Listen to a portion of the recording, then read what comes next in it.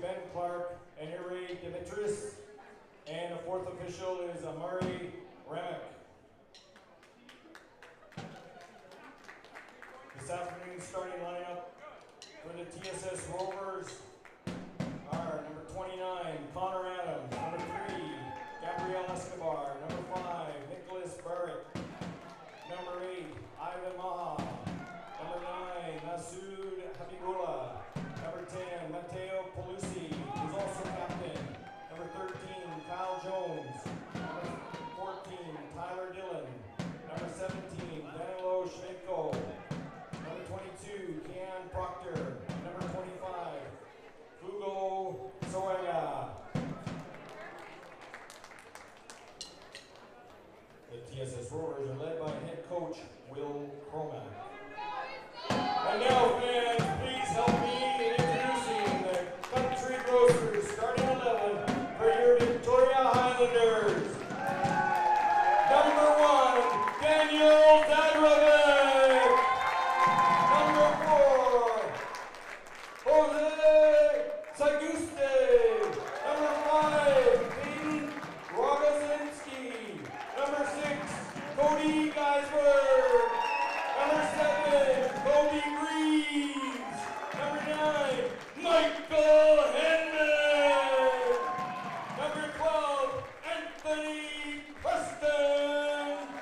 Number 14, Kenjo Ando. Number 17, Gordon Hall. Number 18, Hagon Kim. And number 21, William Levy. The Highlanders are led by Coach Steve Simonson.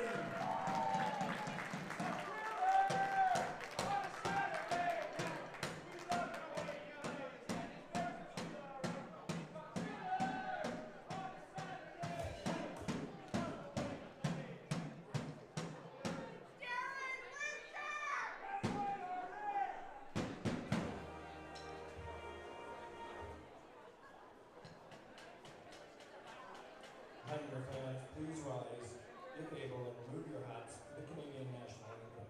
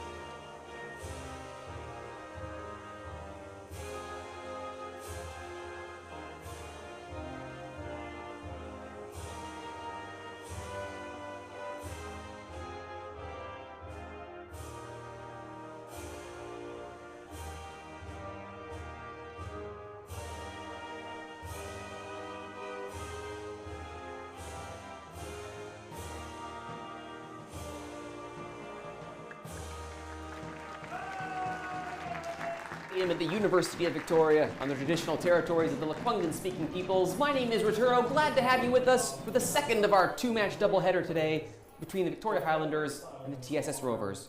We start today with a moment of silence. Riverside FC football club staff and a longtime member of the island soccer community at both VIU and Nanaimo FC, who tragically lost his life this week.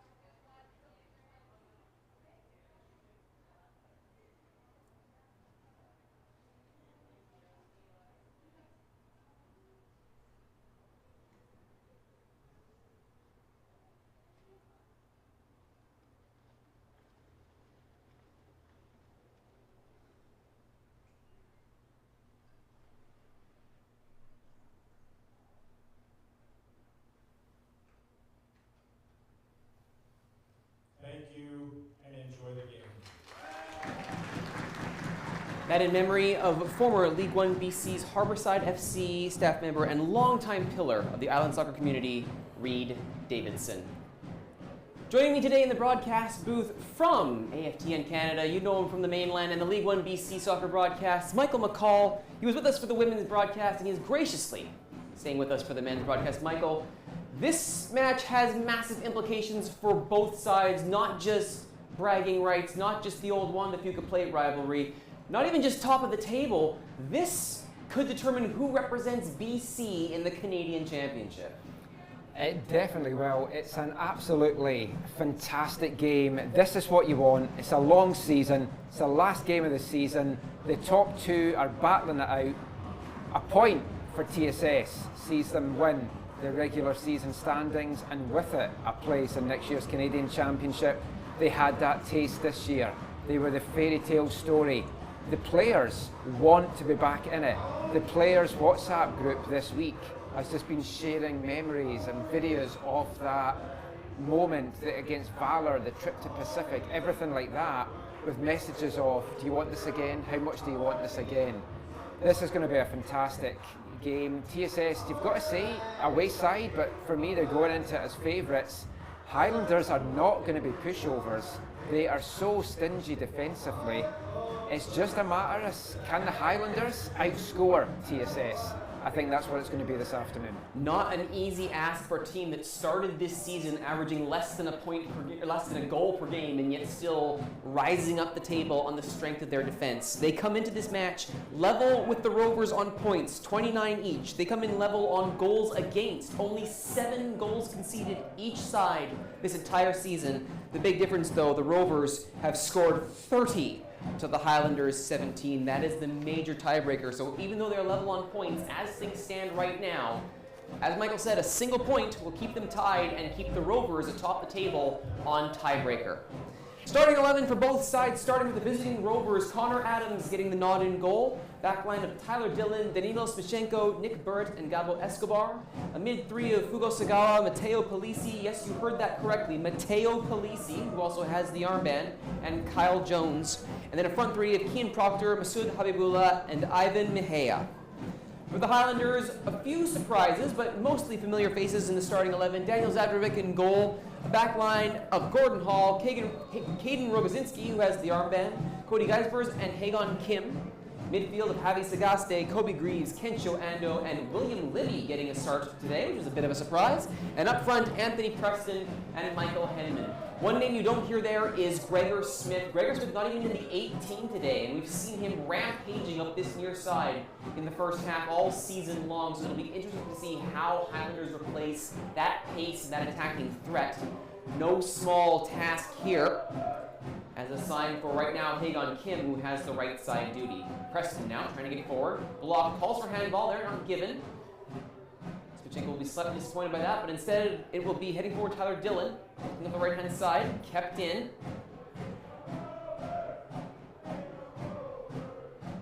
Proctor does very well to hold his ground there, stays with it. Foot being left in by Gordon Hall. Ando, Kencho Ando, over to Javi Sagaste. Sagaste, no stranger to this pitch. UVic alumnus. Ando brought down, that'll be a foul, first foul of the game. And that'll actually be a talking to as well. It was a stern challenge, I don't think there was anything malicious in it. No, I mean, Kyle Jones is a very, very physical player, and I think you could see this in the early going. You could see a few heavy challenges going in by TSS just to show that they're here. Sagaste, for me, in my old-fashioned Scottish way, would be the player that I would try and be clattering out there. Ando is another, as he just went through there. TSS, their secret weapon almost is Matteo Polisi. As you mentioned, wasn't expected to be starting today, had that injury. TSS have kept it quiet that he was going to be good to go. And it's just, how soon did Steve Simonson find out that he was playing? Has he had to adjust things for Polisi being in the lineup? Because it's a very different TSS side with Polisi in there. Greaves being shadowed by Matteo Polisi there, leaves it for Gordon Hall. Hall at the left back, Hagon Kim at the right, Geisbers and Rogozinski in the center. It's not going to be a tall order to try and nudge their way atop the standings. I mean, you spoke about how close it was in the standings with points and goals conceded. It's like both teams have had 7 games with clean sheets this year. Both teams have failed to score in 3 games this year. So it's like they're so evenly matched teams. TSS, it was the start of their season. It was a slow start for them because they were juggling the Canadian Championship and the league play, and they were giving more attention to the Canadian Championship. That's when the Highlanders came in week 2 to Swangard and came away with that dramatic late 1-0 win. Without that, the league could very well have been over by this point, but it set up this dramatic last day decider. And it's a good crowd come out to see it as well. You always love to hear a good noisy crowd at a local soccer match. Shades of the old one if you could play at Derby. I do remember heading over to Swangard many years ago and having to dejectedly hold up smoke in the colors of the TSS Rovers. Not that I'm holding any grudges today, Michael. That's the thing though, like these two teams have so much history. And you look back in the shared history in the PDL from 2017 onwards, and it's very fitting, I think, that in a season where it's going to be the regular season champs that go to the Canadian Championship, it's these two stalwarts of this level of soccer in BC that's battling it out. It's like the football romantic in me loves this. It's hard not to. I mean, you think of what happened in PDL and USL League 2 as it ended up being known, the death and rebirth of Highlanders, the rise of TSS Rovers. There are so many storylines that kept this level of soccer going in this province. And a just reward was seeing TSS go to not only compete for the Voyageurs Cup last season, but pull up stakes and shock the country. And to see them have a chance to do it again, no one's going to take them lightly if they go back. And I have to think that no one from the League One Canada setup is going to be taken lightly after the first 2 giant slayings in the Voyageurs Cup from a CanPL level were Pacific taking down the Whitecaps and then TSS taking down Valor. Meanwhile, speaking of taking down, tumble in the box there, and Hall will actually be called for that. He thought maybe he was hauled first, but no. That would be, I believe it was either Dylan or Habibullah who got in there. It was Habibullah. It was Habibullah, yeah. I thought there was a soft one, I have to say. It's like Habibullah made the most of it, which he's very good at doing. He's good at winning those free kicks, and that's the thing for the Highlanders. You've got some players out there, you've got Escobar, you've got Jones, you've got Polisi. You do not want to give free kicks in and around the box. This is a bit further back, so we are more likely to see a Kyle Jones delivery coming in. But there's some big heads in there, especially Danilo Shevchenko that is on the prowl at the back of the box, the big Ukrainian, the number 17. They will deliver it. They're looking for the back post, but it's a little too much on that one, and it'll harmlessly go out for a goal kick. Masoud Habibullah and Eric Edwardson atop the goal-scoring charts for Rovers, 7 apiece coming into this match to end the season. And of those, Habibullah is on the pitch in the 11, and Edwardson is on the bench. Yeah, Eric Edwardson's hamstring went a few weeks ago. He's still not fully recovered. And I think they're playing the long game with him. They know they've got this game coming up. They know they've got the playoffs coming up, hopefully a championship game as well. So they don't want to rush him back too early and then he breaks down. But what an option to have off the bench. A man that's got 7 goals, as you mentioned, also has 4 assists on the season. Ivan Mejia as well, the number 8 for TSS, 5 goals and 7 assists on the year. So I mean, he's having an absolutely standout year out there. Incredibly brave challenger by Danilo Shevchenko. Was slow to get up. Thought that might have been a head knock, but no, he's good to go, it looks like. Diving in to stop Preston from getting that one, and then the following long ball goes well past the net. Shevchenko has been absolutely outstanding. There's been interest in him as well from a couple of CPL teams. He could be one of the TSS guys that we see move on. And as everyone at TSS Rovers always says, that's the whole point of the club existing, to bring these players through. Will Cromack always said, we hope we don't see them next year. We hope they've moved on. If we see them back, we feel we failed them. And you've got players like Matteo Polisi, Sagawa, Escobar that's on the ball just now. They all have CPL experience. They want to get back there. And they should get back there. They deserve to be back there. And it's no longer questionable whether playing in the League One Canada will get you back to the Canadian Premier League. There's enough talent here that has been proven to make an impact at the Canadian Premier League level that it can happen. There is nothing inherently fatal to your soccer career about taking a season down at the League One level. No. And like League One Canada, it's just expanding so much. It's so exciting. We've got the Alberta Exhibition Series. They're exploring options in the Maritimes, in the Prairies as well. A very exciting time for this level of football around Canada. Speaking of excitement, moving up the pitch now slowly, Highlanders only charging in to make sure nothing more comes of that was Tyler Dillon. Charged in a bit too heavy for the referee's liking though, as Preston and Greaves had slowly made their way up the pitch, and now a free kick in a slightly further position than I think Polisi had from the previous free kick. But they will still try their luck to set something up here. No Jonathan Walter to take these free kicks today. He's not even he is on the bench, I should say. Substitutes for both sides. Logan Pierce is the backup keeper for the Highlanders. Keyshawn Brooks, Francesco Bartolillo, Jonathan Walter, David Schaefer, Aziz Youssef, and Matt Pierce for Highlanders are the sub options. For Rovers, after we take this kick first, delivered in short. It's a hop, down go the bodies. Haegon Kim gets it back in. Rogozinski and Hendon are there. Hendon loses out, and now a chance here for Rovers to counter. They have two bodies forward. Ando is sprinting back to try and keep this away, and Masoud Habiballa will be intercepted before he can get to that, though. That's a dangerous pass back out by Zadrovic. Nothing further comes of it, though. Hall is marked quickly by Matteo Polisi, and Zadrovic clears. That was great defensive play by Ando to note that danger, because Habibullah has got pace and he's so good at running out defenders. Flag goes up for offside on the attack there for Rovers. For the Rovers coming off the bench, Ahmed Hassona is the backup keeper today. Eric Edwardson, as mentioned, is the option up front. Then Grant Verhoeven, Nasib Baines, Brendan Slaughter, Shaya Zarjanpour, and Keji Adenyi are the other potential players we might see today. Geisbers goes long, fancies a chance at finding Libby, and though he did, Libby couldn't keep it in. Instead, Dillon will send this right back in to Smichenko. He has Burt beside him and Escobar on this near side.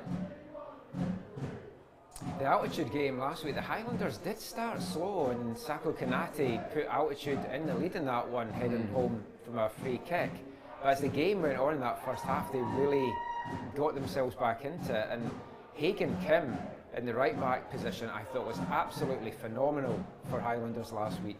Without Gregor Smith, somebody has to step in and fill that void, and Haegon Kim is a fantastic option to do it. On his offside, we've seen him deployed more often than not on the left than the right, but this is a big chance for him to try and make something big happen.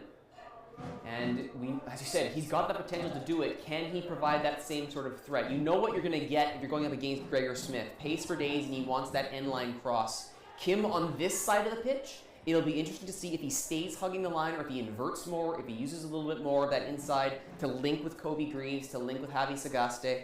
Yeah, he got forward a lot last week, but he can't really afford to do that as much, I think, with Mejia and Escobar. That high ball will be right to the midst of Zadrovic. Because if Kim leaves himself out of position, he is going to be punished by those two for TSS for sure. Send back inside to Ando. Ando, current holder of the Supporters' Choice Award for Team MVP, as will be voted on by the supporters and presented at the end of the match. Ando certainly has a good shout at becoming the second two-time winner of the award. He has been ever present in midfield, and as you saw just moments ago, makes things happen. And Penman is the other candidate, I would say, current leading goal scorer for a Highlander squad that has struggled to score goals. He's got 6 of them. Fully up. If my math is correct, and my apologies to all math out there. I have him down as 6. Yes. What about Javi Sagaste? Because, I mean, he's a guy that's really impressed me. 2 goals, 6 assists in the year. Yep, the creativity of Sagaste has been ever present. Essentially, he's carried over his role from the Uvik Vikes, where if you want the straw to stir the drink, you call on Sagaste, you give him the ball, you set him up in midfield, and let him do his thing. And I get the sense that the way that this is set up, the Rovers in more of a 4-3-3, or if you prefer a 4-1-4-1, against the Highlanders in a more of a traditional 4-4-2, they'll expect Preston to drop down below that line. I don't know if Sagaste is going to have the time and the space that he wants to set up shop. We'll have to see how that plays out. Geisbers making absolutely certain nothing comes of that, and we'll thump that over to the substitutes bench. Actually, we'll curl nicely and stay in for just a bit. I wasn't sure it was going out there. Nice little curl to it. Good weight, good inside draw. Interested to see what kind of role Matteo Polisi does play this afternoon, because in a couple of the games he's kind of been given a free role just to roam about that midfield. We've seen him track back behind the defensive midfielders and try and bring the ball out as well. Preston now being hounded as he tries to get rid of this. Ando gets the return. Greaves out wide. Hall gets a deflection there. Not what he wanted, and now a chance for TSS to go the other way. They'll take their time and build up here. Burt under pressure from Kim gets rid of it. Escobar. Lots of space for Escobar now. This is the danger of playing those fullbacks up higher and recognizing that danger. Immediately the Highlanders start peeling back. Yeah, Kim out of position, like I said, he's going to have to watch. Escobar now crosses over Rogozinski towards Zadravec. Over his head as well. Invited ball that was as well. Oh, that was teasing. Either Proctor or Habibullah. Give him an extra half an inch, and that's a header for 1-0. As it stands right now, though, 13 minutes in, 0-0 between the visiting Rovers in their red kit with the white shoulders, the home side Highlanders in their white kit with the black shorts. Habibullah, edge of the penalty area, plays it out wide for Escobar. Some good options for Escobar here. Goes with the left-footed cross directly to the head of Caden Rogozinski. The Highlanders are giving way too much space to Escobar on the left. Might be a function of them expecting Kim to be higher up and simply ceding the space, but I can't imagine that's a long-term viable solution either way. That's not someone you want to allow to be creative. Similarly, they're also giving a lot of space to Fugo Sagawa on this near side as well. I can't imagine that's going to be a healthy strategy long-term either. Sagawa's moved more into a DM role as the season's gone on, and one thing we should mention, SFU players that you might be familiar with that play on this TSS Rover side, missing this afternoon. SFU's pre-season started yesterday, so not available to the Rovers today.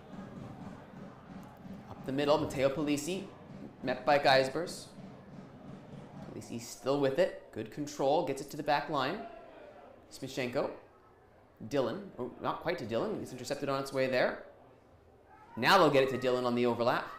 Puts it first time ball in, cleared off the feet of Gordon Hall. And away goes Ando, skips the challenge. Nice little touch away though by Polisi.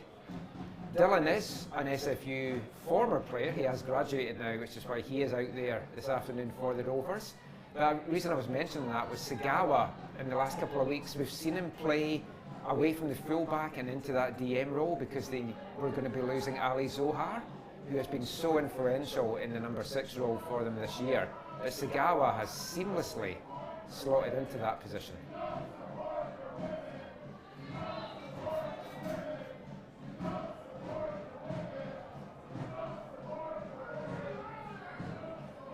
Polisi trying to get past Ando. This is going to be a duel, I imagine, that consumes the majority of the match. Ando versus Polisi.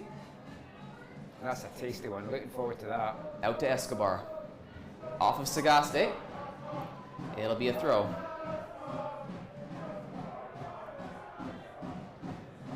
Escobar goes with the long throw.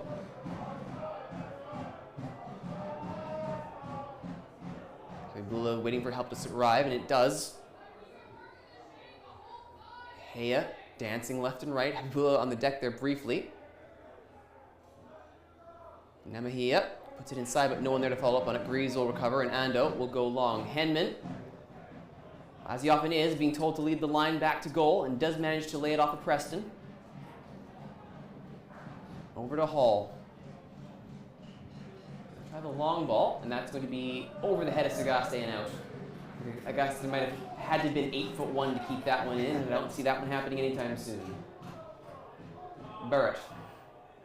TSS certainly comfortably moving the ball around just now. Highlanders letting them as well. I just feel Highlanders looking to hit on the counter here. Yeah, I mean, look at the way that the games have gone most seasons. Stay tight at the back, concede as little as possible, and score only when the opportunity presents itself. Which they have been very good as a game plan of executing. It's the big if, though. Sagaste. Yes. Playing the 1-2. I have a lot of time for Steve Simonson as well, known him for a few years now through the college game, and if it wasn't TSS that got the Canadian Championship, I'd love it to be the Highlanders. So these two storied clubs both deserve that shot. I still feel all 4 playoff teams should really be in the Canadian Championship, if not all 8, but I mean, there's a good case to be said for expanding the Canadian Championship based on the kind of quality that we got out of League One Canada entrance this year, not just TSS. Yeah. But to your point, the way the current table is set up, it's not just TSS Rovers and Highlanders at the top. Whitecaps FC sit on 21 points, 8 points back, and behind them by 1, Unity on 20. Not Samad on 17, Rivers at 15, Harborside at 7, and Altitude all the way in the basement on 6. Altitude as well is there's one of the teams that I commentate for over the season. They've played well, they've just not got the breaks. They've been let down by not having a striker for most of the year and just giving away some cheap goals, especially after they take the lead, which they gave up the lead last week against this Highlanders side as well. And all started with Henman. Yes, I mean Henman there was a spell in that first half almost unplayable. He was just putting so much pressure on that Altitude backline, and you have to feel he has to get involved today. Sagaste has to get really involved as well, I think, for the Highlanders to get something away. TSS just now, they know a point is enough, so they're happy to just stroke the ball about. We've seen it in a few games from TSS this year. They play the patience game. They wait for the breakthrough. They're not trying to force anything. And I think we've seen that through the first 18 minutes of this one. It's interesting for the team that would be content with a point. TSS are doing more attacking. You almost think it's counterintuitive. If all you need is the point to get through, you'd almost expect that the roles would be reversed, that TSS would be sitting back and Highlanders. The best form of defence is attack. So it's like you keep the ball on the other end of the pitch, you're totally fine. Speaking of, shot taken, first time term, that's well over the bar.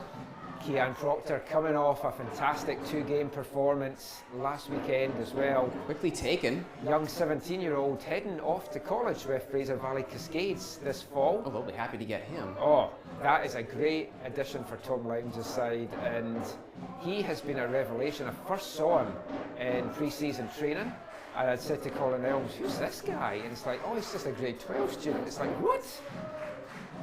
Big guy. Big guy and big potential. See him in the Cascades and U Sports next year. Foul in midfield, and that was a card? Was that a card shown? I saw a flash of yellow there. I think it might have been. I think Proctor might have just been booked for that challenge. So 20th minute, Proctor goes into the book for a yellow. I was just about to say about Proctor, he's got 4 goals in the year. He scores in bunches, so he's had 2 doubles. So they'll set up this set piece now. Hopefully the double he doesn't get today is a double yellow card. That would not be great when they're chasing a point to secure their return to the hunt for the Voyageurs Cup. We'd make this even more of a must-watch game, but let's hope it doesn't go to that. Greaves with the delivery. It's short. Sagaste. He's a little bit of space to work with, which Sagaste, if he gets space, he can be tricky. Opts to go all the way back. Geisbers. Highlanders are content to really be patient here. Sagaste, has he found the space? Nope. They'll say handball. Sagaste disagrees, but unfortunately, he is not a referee. And TSS will be happy to take a few extra seconds here to slow this down. Let the attack fizzle and get things restarted. 21 minutes gone. Rovers 0, Highlanders 0. Regular season finale for the League One BC men's division between these two sides. Both level on points atop the table. Rovers have the advantage on tiebreak. They need only a point to secure the regular season crown and the return to the Canada-wide championship. Highlanders with a win will take top spot and all the glory that comes with it. Either way, both sides will be in the playoffs looking for their League One BC title as well. Rovers a chance to build from out wide here as Highlanders back up. Only so far they can go though. Sagawa gets that forward and now returns. Sagawa being given lots of space to look at here. He tries for midfield, finds Proctor. Being watched by Ando. Brought down, no call. Proctor still playing from his backside. But that time he is fouled, or he wasn't fouled, sorry. That was Sagawa who was actually brought down. And that'll be a free kick for Rovers. Rovers able to set up from 25, 30 yards-ish out. And it'll be the man with the armband. It will be Matteo Polisi standing over this one. Rogozinski wearing the armband for the Highlanders today. No real surprises there. And will there be some set-piece trickery here as Polisi is in discussions.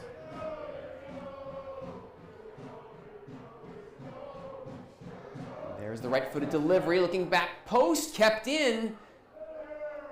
Sure, I heard a whistle. I think it's going to get taken again. Yes, I think so. Yeah, it was a very lackadaisical touch being shown there by Nick Burrett. So something clearly, the referee wasn't fully ready for that play to start. So Polisi will be asked to have another go at it. TSS will be quite grateful for that because it wasn't the best taken free kick. Now they get a second bite at the cherry here. Don't know if the wall maybe he felt wasn't back far enough. It looks very far back.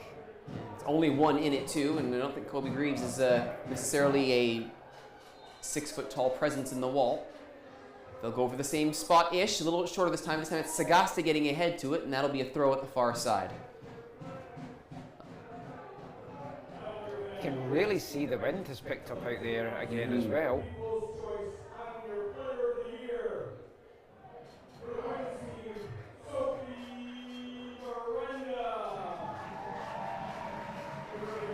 That announcement coming out now. Confirmation from our last match where Sophie Miranda repeats as the first two-time winner of the Supporters' Choice Award for the women's side.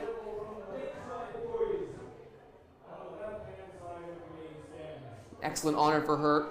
Even if this was a season where she was asked to contribute more defensively than offensively, Miranda is, much like Sagaste is for the men's side, Miranda is not someone you can afford to give time and space to operate in, especially in last season. A deserving winner. I'm sure she'll be happy to add another engraved trophy to her cabinet. And we'll see who from the men's side gets the honor at the conclusion of this match. For now, though, Rovers at the corner.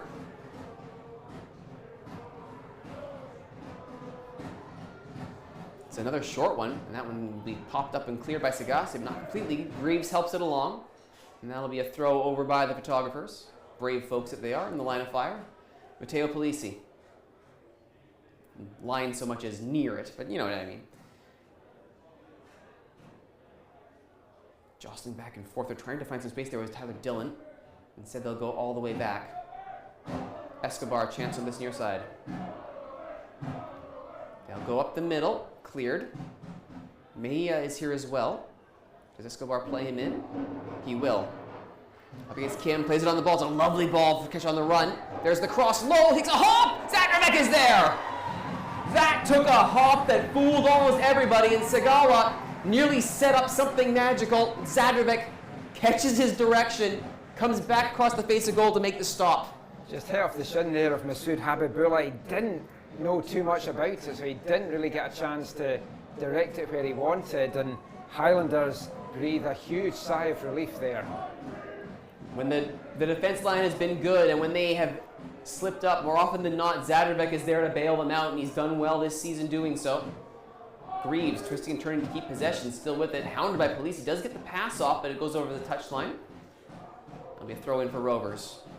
I was going to make mention that if you wanted to get in touch with us, leave us a message in the chat. I can't find the chat on YouTube, so if you do want to get in touch with us during the game, shoot me a message on Twitter at AFTN Canada. If you want to talk about the match or the season so far and what you're expecting from this game or these teams, we'd love you to be a part of this broadcast. As well, if you want to reach out to me, I'm at that Returo guy, not the other one, that Returo guy. Yes, I copied in the other Returo this morning. He's going to wake up and wonder why he was getting those messages. Luckily, I had a look at the account. He tweeted once about a decade ago and hasn't used the account since, so I think we're okay. Yes, that's my frustrating thing about the AFTN account. Somebody had it, then they gave it up, and I can't get it because they won't allow 4-lettered names anymore. Long cross being put in here. That'll normally go over. Habibullah has a chance to turn. Duel here between Habibullah and Rogozinski. That's going to be a fun one to watch as well. Rogozinski does get the better of that one. Concedes the corner. Habibullah did enough. And a near side corner this time for Rovers. Their third, I believe, so far of the half? Third, I think. I mean, possession-wise, you're probably 70-75% in favour just now for taking TSS. Quickly. They go with the quick corner instead. Mejia. That one blocked and caught in two minds there. Give it back to Polisi or try and hit the the byline. We've seen what Ivan Mejia can do, and he's got a fleet of foot and an ability to dance through defences, and I think he was hoping to do that. And in the end, the hesitation just broke that one up, but TSS still got a chance to get something going here. Fancy footwork from Dylan on the right side. Sliding in is Libby. Another corner. Let's call it 4, a nice even number. I feel it could even be more. I feel we might have missed one along the line somewhere, but there's a nice swirl there as well, which is going to suit Kyle Jones with his delivery. He has been in a rich vein of form. Basically a veteran, Kyle Jones, I think you can say now, which it's crazy. He's still just 26, but I mean, he is a veteran on this team. I've seen him come through the Whitecaps Academy, and now we're seeing him here. High corner this time. Got a little bit too much in that after that big build-up. Polisi does get there, but oh, does he keep it in? No, Halad goes up from the near side assistant. Seen Jones come close a couple of times to doing an Olympico this season. That swirling wind, you could fancy him to do that again. It certainly put pressure on Zadrovic. They are not unknown in Centennial. Olympicos, with the way that this stadium is shaped and the kind of winds you can get, Olympicos are always something you have to be aware of.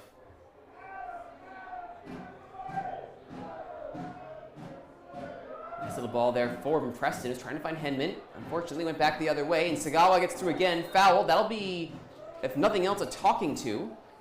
It looked like there might have been a bit more in that. Taken quickly. Rovers keen to get on with this. Mejia. Doesn't feel that TSS were ready for that quick takedown. Hadn't got the numbers forward. Chips forward to Polisi. Greaves is there and does manage to pop it clear. Escobar. Burrett. Has Sagawa back in the middle if needs be. We'll go with Escobar on the side again. Jones. Escobar has a look. He's looking for the run for Polisi. Rokozinski will get there first. And this time will save the corner. It'll be a deep throw for Rovers. Half hour gone. 0-0 between the two sides. Top spot in the league and a berth in the Canadian Championship on the line. A draw is enough to see the Rovers get both. Polisi blocked on that cross through. Preston immediately marked by Jones, who he does well to turn. Preston made himself a little bit of space and then walks right back into trouble. And Highlanders playing with fire on the back pass. Preston. They cannot afford to do that with this pace in the attack. Proctor for Polisi. Ball's still loose. Sagawa wants to know where the handball call was. It isn't given, but now it will be. That's a free kick at a very dangerous spot in the penalty arc. And this is in Kyle Jones or Ivan Mejia territory. We've seen them both send in some fantastic free kicks. Potato Polisi can also do that as well. I mean, this is such an inviting position. It's just though whether they've got enough distance to get this up and over the wall. But I think there's a number of players on this TSS side that fancy this, as you can see. There's a queue of people who want to stand over this one. Zadrovic is going to have to get his wall in exactly the right spot here, much as he can. Maybe they've drawn up a bizarre train thing and everyone's going to move out the way and someone's going to whack this, but a lot of discussion as to what's going to happen here. 4 players standing over that. You don't see that very often. No, you do not.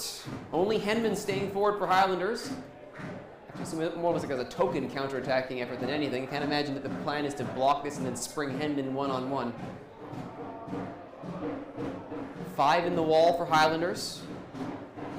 Yeah, Rovers attackers. Smichenko as well, standing in front of the wall, being an irritant as well. I like that. Sagawa is there, Polisi is there, Habibullah is there. Now they'll spread apart. Oh, this is going to be some real set-piece trickery here. Polisi back to goal. Almost like an indirect kick. It's going to be Kyle Jones, goes low right at Zadrovic. That was a big build-up for not a fantastic free kick in the end, it has to be said. Not a lot of pace on that one, or at least hitting the ground took the pace out of it. Yes. Interesting idea there, because it was confusing me, so I'm not sure what it was doing to the Highlanders down there. Ran about 3 minutes off the clock as well. I know, tried to bully his way through, couldn't. Jones over to Polisi, past him, sliding in is Gordon Hall. Crunching tackle to free the ball. Fantastic challenge. Hall has been catching a lot of attention here, and a lot of heads have been turning about people who might be moving on from this Highlanders club, and Hall's name has come up more than once as somebody to possibly make that jump. It's interesting because he is one of those older guys as well. UNBC alumni, hasn't played in the college game for 5 or 6 years. It's something I've spoken about in our broadcast before. It annoys me that when you get to 25, you're seen in the CPL as not, you're too old. Whereas it's like there's so much talent and clubs need these experienced players. Greaves trying to flare that one out wide. It was a poor delivery, and Libby's going to have to track back because away goes Dylan. Ooh, 14-on-14 collision there, and Ando comes away with it. Libby with the return. Ando gets past Polisi. Greaves. I can't imagine that playing that close of a ball around Mikhail Polisi is going to be a long-term recipe for success for Highlanders. No. I'm feeling nervous every time I see a play go that close to the former PFC man. He's a player that can make something happen, as is Ivan Mejia. Mejia with it now, looking for the right footer, blocked. Rogozinski diving to the ground to block that one. Played forward to Polisi. Met by Rogozinski, but foul committed there by Preston behind the play. Again, taken quickly. Taken very quickly. Not even a moment to stop. Jones trying to walk through, was looking for a little bit of a collapse in the defense, but everyone was alert. Preston now, actually Preston has a touch of room here. He's got Henman with him. Henman, if he gets this run right, could have some space. They'll go up the middle. Henman is offside. Watching the linesman for that because he was so offside. It's like, is it going up? But it did in the end. Always the big if is, did he get that run right? And you could tell that Henman wanted that ball played much faster. Preston, I'm guessing, either didn't see the line or didn't like the line that he had. Instead, it'll be Dylan walking this forward. Now, what do Rovers want to set up from here? Jones goes for the return ball there and taking a large tumble there. Was Habibullah with the deck? No, that was Matteo Polisi. I'm like, that can't be right. I think being very optimistic in a shout for something there. I mean, if you're Steve Simonson just now, what do you say to your team to change this? Because they're struggling to get out of their half.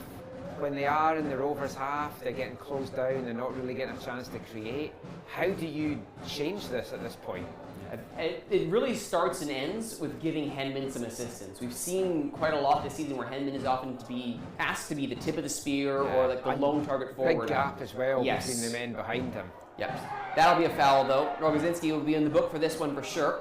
And he is, 35th minute. Caden Rogozinski sees himself grab a yellow. That one was no subtlety to that one. And now both teams, one player carded. Kian Proctor in the 20th, Caden Rogozinski in the 35th.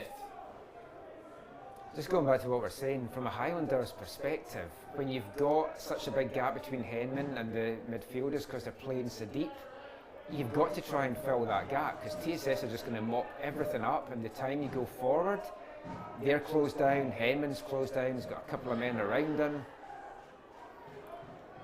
Polisi and Jones standing on this one. Henman actually going over to the bench just now and getting some instructions from Steve Simonson. I have to imagine perhaps the instruction will be, maybe you come deeper now, or else you're never going to get the ball. That ball, though, sailing well over everyone. Zadrovic will grab the replacement from the ball kids and see what he wants to do to play this out. Kim off on the attack as well. Preston, Henman, Libby are all waiting for this. Hall, goes inside. Ando has Rogozinski with him.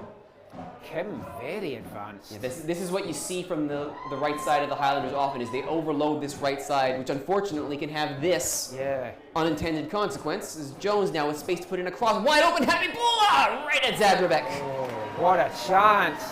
That ball from Kyle Jones as well. I mean, pinpoint delivery. Habibullah did well to meet it, just couldn't get the power he needed on it. Sagaste goes to ground directly in front of the referee, who says not interested. And play continues. Dylan. Remember, I did say earlier that's what I would do to take him out. I'd have done it a little bit before now, but Sagaste is slow to get to his feet here. Headed clear by Hall. Stopped by Dylan. Up against Greaves. Sagaste now walking it off back into the play. Sagala forward. Dylan puts it low this time. Through everyone. Kim hustling over to get this, to save the throw, and does.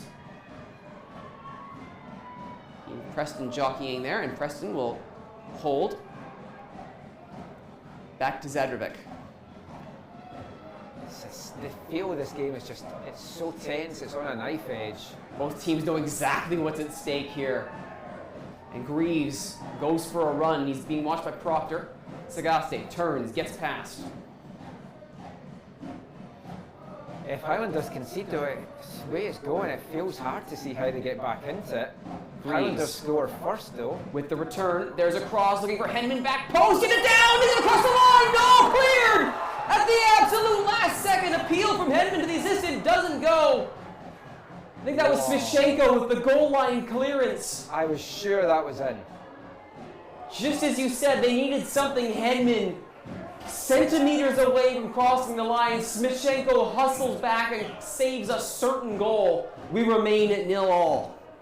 Great ball in, and Henman does what he does so well. I mean, he's coming off the season of his life in the college game with the Timberwolves, and then just got on that. I thought that was going to be over the line. That clearance, I didn't even see who got it in the end, if it was Barrett or Escobar, but whoever got his foot to that, absolutely fantastic recovery play. And that's a warning for TSS that this Highlanders side can certainly threaten them. What I was just about to say before that happened is, if Highlanders can take the lead, you saw it last week against Altitude. Once they went 2-1 up, they shut up shop. There was no getting past that back line. And TSS, they've struggled to unlock it just now. They've struggled to find the ways through. It'd be even harder if they're then chasing a goal as well, and that would leave more gaps at the back for the counters. So this game very much on a knife edge, and I hope you're enjoying it wherever you are watching it. I know a lot of folk on the Canadian Soccer Canucks Abroad Discord have been looking forward to this one across Canada. It definitely has a cup final feel to it. It really so does. much at stake. League title, or regular season title, birth in the Canadian Championship, bragging rights between two longtime rivals. The Salish Sea Derby is alive and well. And Ando now popping this one forward to Preston. Good check back by Sagawa though. Cleans Preston out, takes the ball, and away it goes. Dillon. Good hard tackling Darby too, you like to see it. Proctor. Up against Libby. Crosses, looking for Habibullah, gets his hand onto the win, he's got it! In the far post in the 40th minute! Masoud Habibullah! What a header by Masoud Habibullah, his 8th of the season. The leading scorer now for TSS Rovers, but take a bow, Cian Proctor, that delivery as well. Right on the head of Habibullah. He's had a couple of looks on goal. The first one he's really been able to connect with. He's been hitting his stride as the season's gone on, and TSS Rovers now in the ascendancy. It feels a long way back for the Highlanders, and what a time to get it as well, 5 minutes before the half.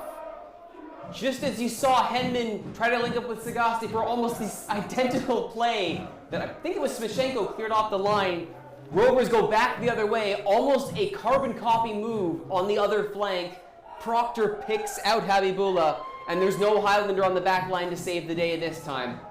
The 5th straight game that Masoud Habibullah has found the back of the net for this TSS side. That is going to ease their nerves considerably now. They've got a bit of wiggle room, they've got a bit of space, they can play a little bit more freely, but they certainly cannot afford to switch off, as that Henman chance showed just moments before. As you said, Rituro, almost pinpoint delivery on both passes, so accurate. And the fine margins, the fine lines that Carl Robinson always spoke about, you just see it there. A temporary souvenir joins the fans here at the near side of Centennial Stadium. Can they keep it and run out the clock? Unfortunately, the dutiful fans have already thrown it back down to the athletic track, so ends that potential. You're not in Scotland now, Michael. Tell yourself that. It's the Scottish flag there. I keep thinking that we're in Scotland. It's nice for you to welcome me with that big Scottish saltire flying. Right, that's why we did it. Right, yes, yes, it was explicitly for you, Michael McCall. And the little doggy in the kilt you brought up for me. Yes, thank you. Feel very welcome. I'll make sure it doesn't happen next time. Don't worry about that. Burrett now, up the middle. Habibullah, the little touch on looking for Polisi, cleared by Rogozinski. They'll try it again. Jones back there to help Burrett. And there's a good distributor there. It's Kyle Jones, goes long. Geisbers will claim this. Zadrovic is going to wait to see if it goes over. He'll play it. Rogozinski. long again. Jones now playing this one down. Jones dictating a lot of the play from the back here, but loses out there to Preston. Sagaste, not the guy you want to set up. It's a foot race now. Can Henman get there? No, Smichenko gets in his way. And they'll say Henman fouled Smichenko, who took a tumble on the way back. It definitely was a shove in the back of Smichenko. I thought he had fouled Hinman though on the way through, so a bit of 50-50 for me. But that's what we were talking about Smichenko earlier. He has got a fantastic skill set for a defender. I've watched him play in the amateur ranks in the VMSL over the winter season. Obviously you're playing against different quality of players, but he's such a threat in the penalty box at both ends as well. He's had a number of goals off his head this year. Any club in the CPL or even USL that want to take a look at him, you'd be getting a fantastic piece there. He's had a little bit of a training stint with Halifax when they were over recently for the Vancouver FC friendly. So hopefully them or another team will take a look. Halifax, of course, have just added a centre-back this week that might negate that need a little bit. Are you saying that Daniel Henry won't need it back? I'd have Smichenko ahead of him. Hall trying to beat the keeper, came out quickly. Henman can't get there. Smichenko with another key block. Henman finds the back of the net! You can't leave Michael Henman alone that much! And now coming together of bodies, referee will be showing cards for this one as Henman was a little bit too aggressive to get the ball back. Henman will get himself a goal and a yellow in the same play. I mean, it's such a ridiculous booking to pick up because there's not much time in the half. Getting the ball off the keeper and putting on the penalty spot does nothing. It's one of those frustrating things that you see, and now he's got himself a booking for it. But let's not look at the negative, let's look at that finish. It was Kim that sent the high ball into the box. Not sure if it took a touch as it was bouncing about there, but Michael Henman in the right place at the right time, and he was not going to miss from there. Mr. Clinical, 7 goals now on the season for Michael Henman. A rare mistake there from Connor Adams, who's been otherwise had not much to do and has been very quiet and confident doing it. Opposite challenge Kim for the ball, and it's a disaster to leave that much space behind if you get it wrong. And Kim, as you say, made the right call to pop it high and let chaos take over. Henman capitalizes, and what looked to be, like you say, Rovers in a dominant position. We're back on that knife edge, tied at 1-1 with halftime approaching. I mentioned that was 5 straight games with a goal from Masoud Habibullah. That's 5 in the last 6 games now for Michael Henman that he's found the back of the net.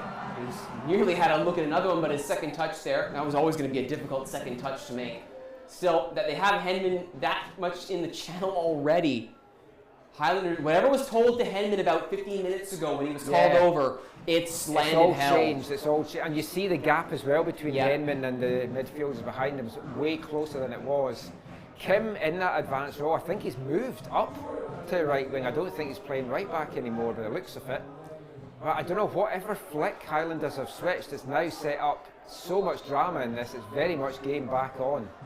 And you see the players really getting it. If they weren't already focused on it now, they are amped up for this one. They need to keep their heads though, because that's 3 cards out in this first half. So as soon as the referee's gone to his pocket, the cards are going to keep coming.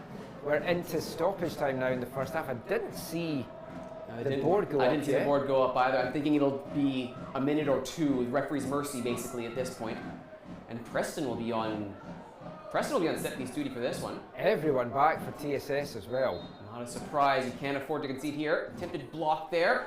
Headed. And that's popped up again. And that will be a rather unnecessary jump there of Cody Geisbers, I think, who went in for the extra little attempt. Referee says it was fair though, but can't really jump into the keeper that lackadaisically. Expect to get away with it. You don't want half-time to come now because it's really picked up. The intensity's picked up. There's a little bit of niggle out there as well between some of the players as the referee's just telling Rogosinski, I think it is. Actually, no, that was to Kobe Greaves actually who was there. Both Greaves and Hall having a chat with the referee. So I think it was Greaves, my mistake earlier, who would gone in a little bit harder. I always have trouble with my 5s and 6s, but that's number 7, so I've got no excuse. And then Hall is Hall's 17, so what's your call there? I can't tell 7s. I think it's clearly what the answer is here. Maybe I should take my sunglasses off. Yeah, you're inside. You'll be fine. You'll be fine. Kim now. 18's easy enough, though. All ball well taken there by Escobar. No mistaking that challenge. I mean, right now, Darren Rusher wants half-time to come. Steve Simonson does not, because his team are in the ascendancy, and I think they can sense that they might even be able to nick a second on the lead going into half-time, and that would be huge for them if they can. Highlanders getting a second before half-time would be so delightfully out of character for them that that may carry them through the final 45. But they need to get there first. Kim with the long throw, immediately cleared by Jones. No nonsense there. Another throw. Kim will get another chance to launch this one. We must be approaching the last action of the half, though. Surely. Can't imagine more than this one chance, and Kim will take a step to the athletic track, call in some help, and forward goes Rogozinski to add his height to this one. Geisler's showing short, easy for me to say. Ando moves up. There's the throw. It is Rogozinski who's there. Comes down, but it'll be cleared. And that's the end of the first half after an absolutely torrential first half. It started a little bit testy, but then they just began ramping it up to TSS Rovers and Victoria Highlanders. 45 minutes in the book. It's Highlanders 1, Rovers 1. Michael, final thought before we go to break. Just fantastic ending to that one. TSS will be so disappointed that they could not get into half-time with the lead. Dan Rusher is going to have a go at his team for that. But full credit to the Highlanders. Steve Simonson's side fought back. It would have been easy to let their heads go down. I said they had a mountain to climb. All of a sudden, they've halved that mountain, and they've got a great chance that this is on a knife edge. If you don't come back for the second half, I don't know what's wrong with you. So, do what Michael said. He's Michael McCall. My name is Roturo. We'll be back after this break for the second half of the League One BC Men's Division Final. Don't go anywhere.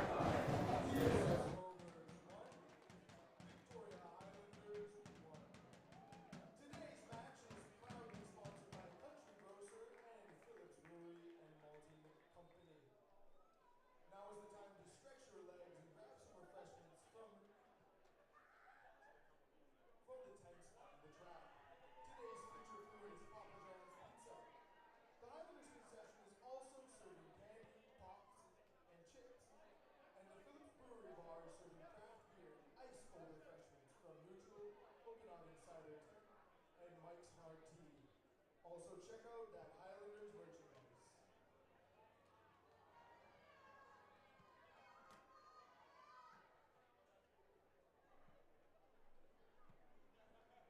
Craft beers provided by Phillips Brewing and Malting Co. Delicious beer responsibly brewed by irresponsible brewers. The Victoria Highlanders FC are thankful for all the support we have received from our business community. Thank you to all our sponsors.